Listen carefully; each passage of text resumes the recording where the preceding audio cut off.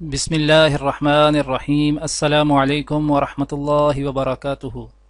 آج ہم رسول اکرم صلی اللہ علیہ وآلہ وسلم کا صدقۃ الفطر کے متعلق ایک فرمان بیان کریں گے انشاءاللہ۔ اس سے پہلے آپ سب سے گزارش ہے کہ اس ویڈیو کو آگے ضرور شیئر کریں، جزاک اللہ۔ ابن عمر رضی اللہ تعالی عنہ سے روایت ہے کہ رسول اللہ صلی اللہ علیہ وآلہ وسلم نے حکم دیا کہ صدقۃ الفطر لوگوں کو نماز عید کی طرف نکلنے سے پہلے ادا کیا جائے۔ ابن عمر رضی اللہ تعالی عنہ سے روایت ہے کہ رسول اللہ صلی اللہ علیہ وآلہ وسلم نے حکم دیا کہ صدقۃ الفطر لوگوں کی نماز عید کی طرف نکلنے سے پہلے ادا کیا جائے۔